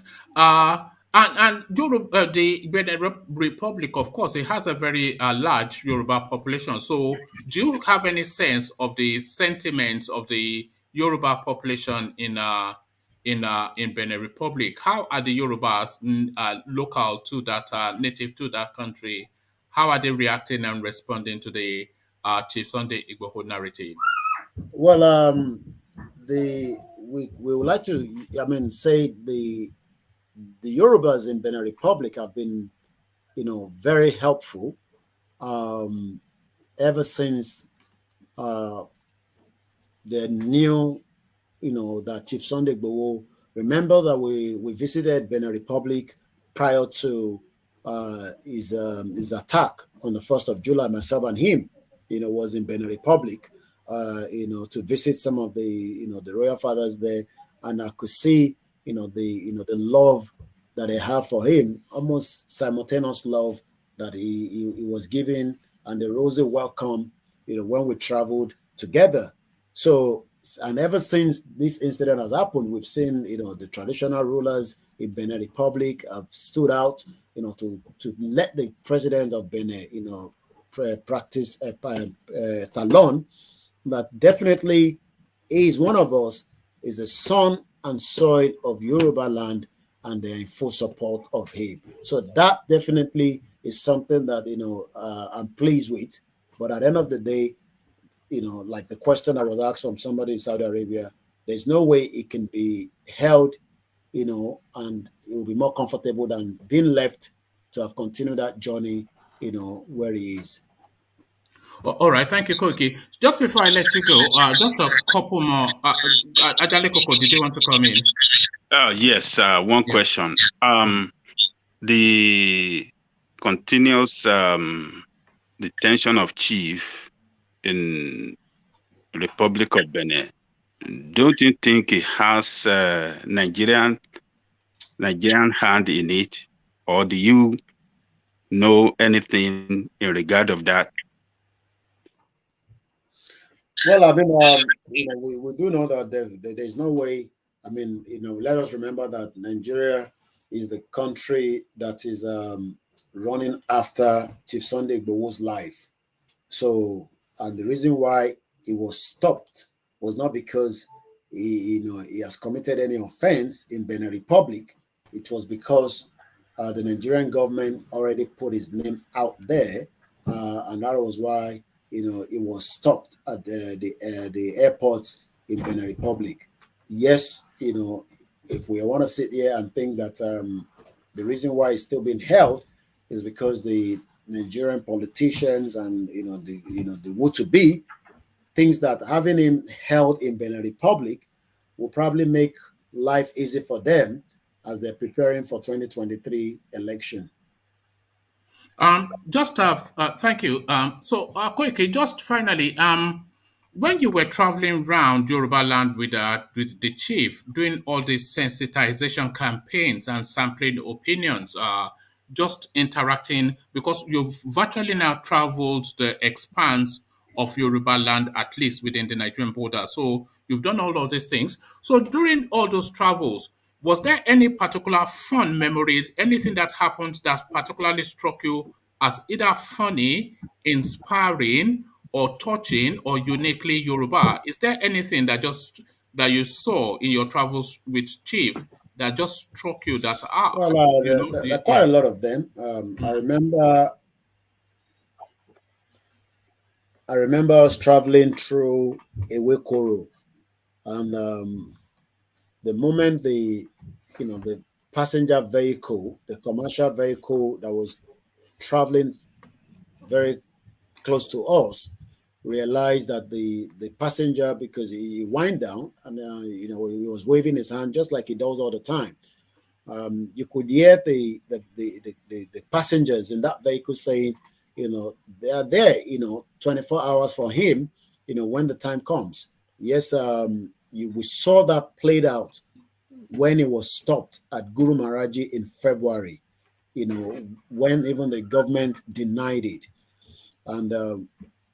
And average Nigerians or the Yorubas were coming out of their vehicle, to show that support. So there's a lot of, memories, while these journeys were traveling between one end to the other. But like I said, the most important thing is this is not some individual that was kept within the confinement of a vehicle while we're traveling so that people do not know it's him.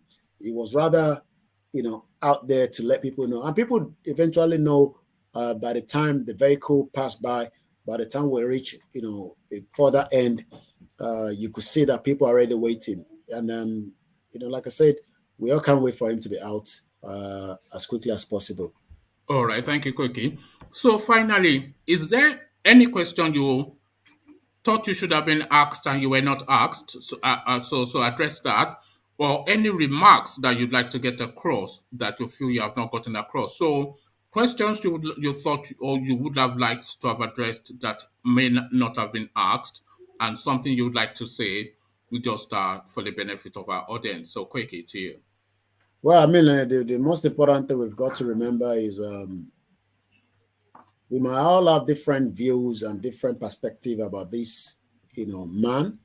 But all I can say is spending almost 7 months with him, on a daily basis, you could feel the energy. And what do I mean by that? I mean, in his area, as an example, in Soka, almost 10 different streets are connected to his house through electricity.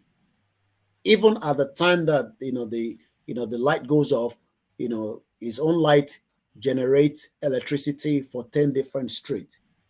So again, a lot of people have said the way he spoke was not the right way to speak. Some say he was not the right person to lead this movement, but we have to remember that we have also Professor Banji Akintoye, an historian, emeritus, that is also there. But what he has actually done is to also give that support, and I saw that played out during the first 90 days of the first major when they were having the press conference in Ibadan on the 17th of March. So Chief Sunday Igboho is somebody that believe that we cannot continue to be marginalized and being killed, being terrorized, and yet people that should be speaking against it are not speaking. And for people that might not even understand the magnitude of what being a Nigerian is, you need to go and watch the latest video of Professor Wale Soyinka after his experience traveling from France, to Nigeria. I mean, as a Nigerian citizen going back home, and then he still have to end up coughing about 54,000 naira. So the question then is, why should Nigerians have to suffer, being a Nigerian? You don't have to agree with us. You don't have to believe what we believe, but, let us just ask the question, can you truly say, whatever age bracket you are, what have you achieved? I'm not talking about those of you that have traveled out of the country and you have achieved, beat and beat. I'm talking about Nigerians at home now that still believe that, going into our religious center will create the industry and allow them to be prosperous individuals. The question then you should ask yourself is, are you better off in a Nigerian today? And it's not to do with politics. What we are saying is we want to have self-determination so that we can control our own resources. No, I need to do some more. All right, thank you. Sorry. All right, thank you to Koiki. I Thank see you your daughter needs your attention. I know how that goes. How old is she? I'll leave that for now. Oh, okay, thank you. So thank you for doing this. You had no obligation to do it. I asked you, and you did it. So I can only really applaud that. Koiki is also he has his own platform where he expands more on his thoughts. So I've put the link in the comment section for anybody that this was just a little teaser. So Koiki can go a lot harder and in more detail. Maybe it's just been nice to us. That's why it's just gentle. But if you want to feel the full flavor of Koiki, click on that hyperlink that I've just posted in the comment section. Go subscribe to his platform, and then you get the full diet then of his narrative. So, Koiki, thank you very much. A real gentleman. A real pleasure to meet you. And thank you very much. We're always here. We do this every day. So anytime you have a chance, just come. You can even not show your face, just participate however you choose to do it. But keep up the good work and well done. A lot of applause for you standing out, at least for what you standing up for what you believe. So that's Koiki. Thank you very much for joining us, a gentleman. Thank you, Koiki. Thank you for coming, Koiki. Thank you, Father. And thank you to all your viewers as well. And I really appreciate the time spent as well. If I haven't answered all the questions as you might want me to, let us just understand that not everything I might want to answer at this particular hour. But I'm sure future to come, you'll probably get everything that we need to know about. Thank you very much. All right, thank you, Koiki. Have a good rest of the day. So that was Koiki. So now a real is made the time to make the time. So thank you for doing that. So now we just start to round off. Adale Koko, just your thoughts on what you heard and how Koiki presented himself. So your thoughts on just that interaction with him. Adale Koko.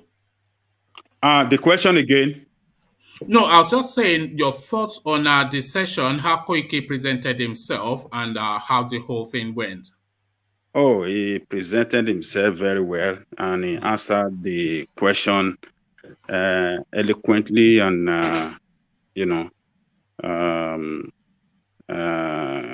with every sense of humor. So you did a good job, woman, for inviting him. I believe he has really put more light on Yoruba nation agitation and everything that surrounds Yoruba nation agitation and the way forward, and particularly the Chief Sunday Igboho'S health situation and the court case against him in Benin Republic. So he did very well. He did a good job. I really commend him. He's a very courageous guy. And I salute him for not resisting to come on your platform. He has really helped Yoruba nation agitation more, because people that never known some hidden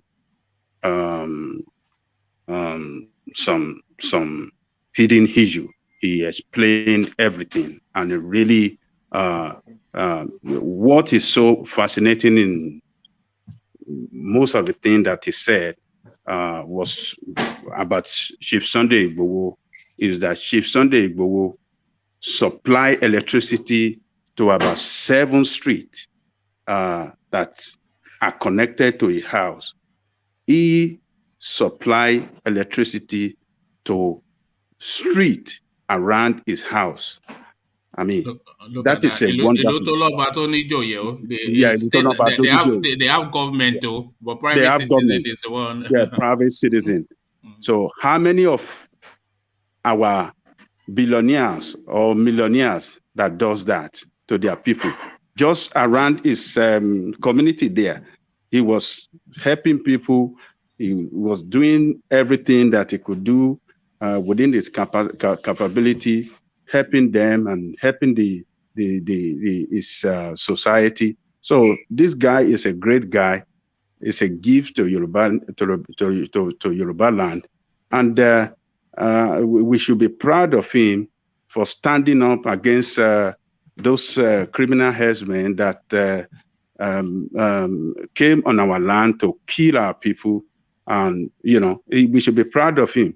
He is a great man. His name will be written in the history book in gold. So Koiki came and told us who that guy is and what he has done to our people. So he did very well. I really thank you for bringing him on your platform today. All right, thank you, Ajanle Koko. So to you, Jafar, how did you think it went? And would you like to see more of these sort of personalities come on? I'm thinking people like Senator Shehu Sani, people like that, maybe even Dino, just try and get some of these personalities. Maybe we'll even be a bit more aggressive than we were with Koiki, because but how did you think it went, Jafar?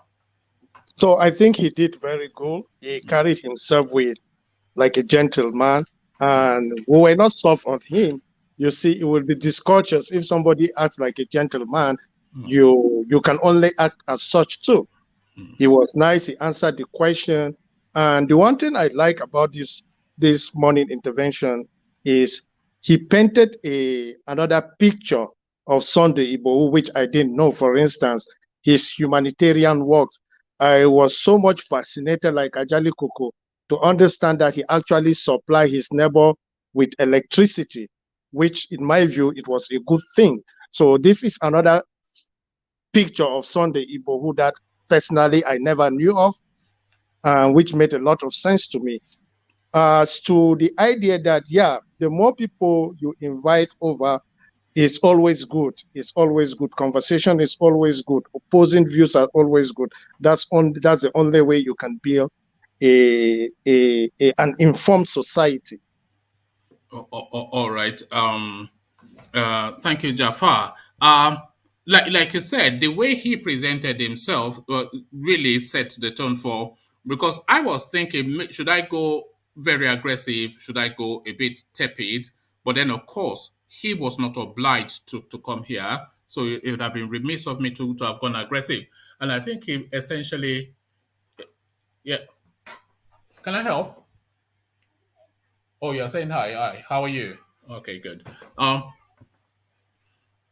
Some person just walked onto my drive just to wave at me. I'm not quite sure what that is all about. Well, that's English people for you. You cross the boundaries of my property to come and say, I just want to say hi. But there you are. And like you said, maybe more of this sort of personalities to come on. But you were impressed, were you, Jafar? Yes, I am, but a little bit also disappointed with one of his answer that I believe, and I know most of us on this platform will not agree with him. On this platform, we don't believe Yorubas are marginalized. So no, he said everybody is marginalized. So he gave a political answer. Yeah, so that was the political answer. I know where you were leading him to there. So I took it as a political response. So that's why I didn't want to make an issue out of it. Yeah. Oh, all right. Thank you, Jafar. So to you, Ola, so just to the session, how Koiki presented himself, and if you would like us to get hold of more personalities and sit them down for a conversation, Ola. I think Koiki did well. I'm not surprised. He has always been doing well. And why admire the likes of him and everyone that try to do something for the progress of humanity in Nigeria. I see those people like him and those people that are using social media to enlighten people on the right thing to do. I see them as the real gems that history will always be kind to.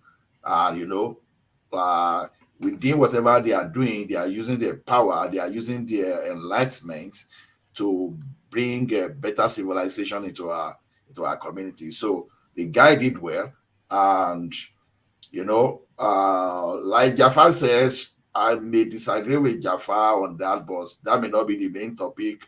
For him to have said that everyone in Nigeria is marginalized, I think the guy is correct. Like I No, it said, was asking specifically about Yoruba, but yeah, okay. my sense was that Koike did not feel that it could, in all righteousness, claim that Yoruba people are marginalized. So it went down the political route. But that's just me speculating to what his Yeah, intentions might be. so we like to see more of him because, like, every little effort, we go a long way.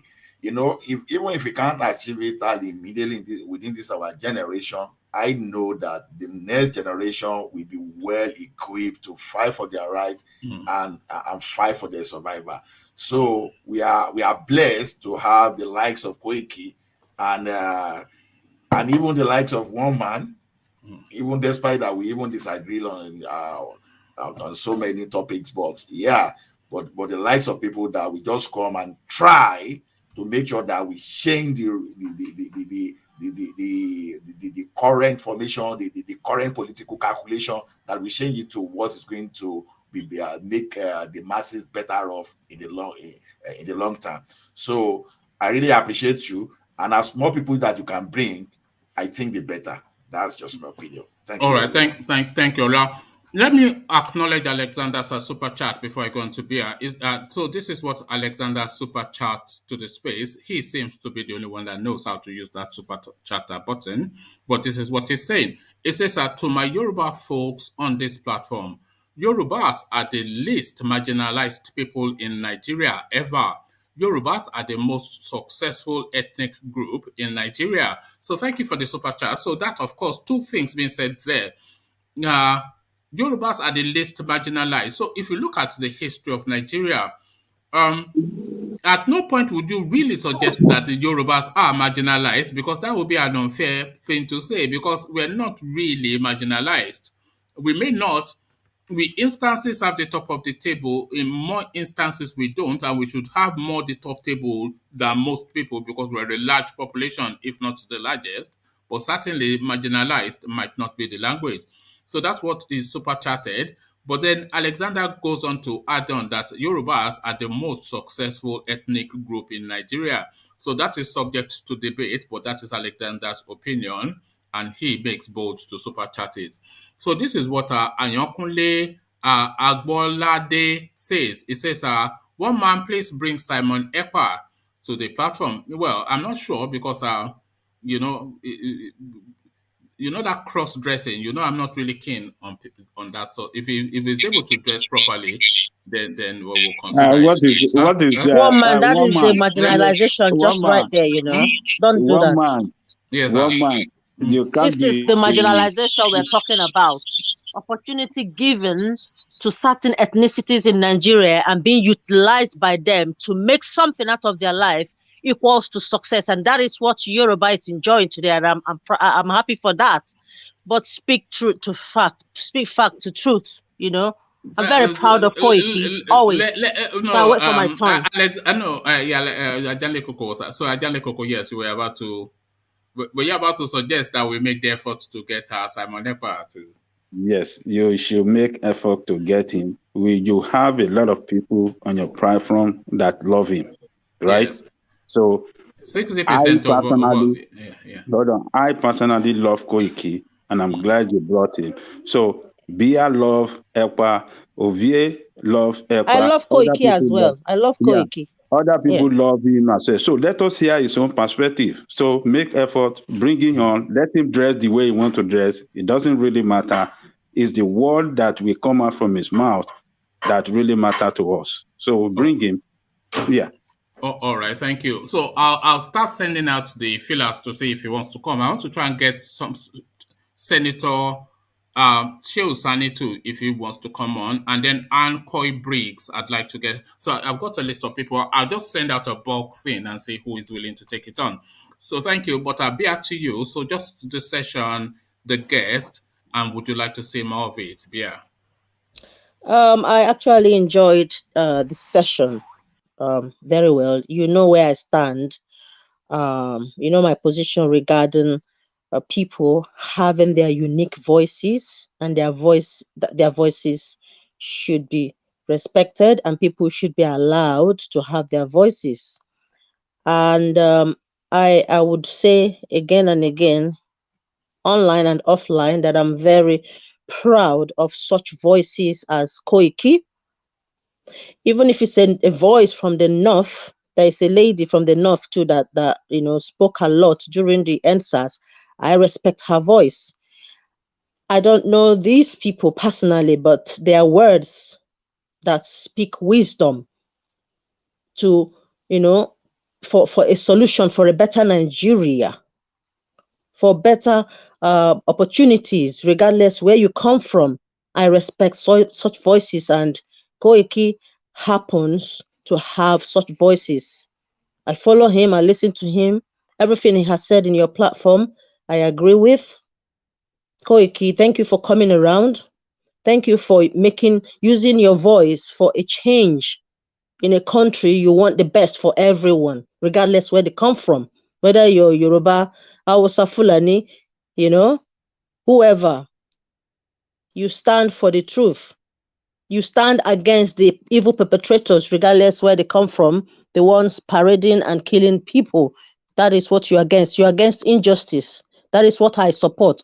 I don't support Koiki as a person, but I support the voice, and his voice has got power for freedom. That is what I stand for.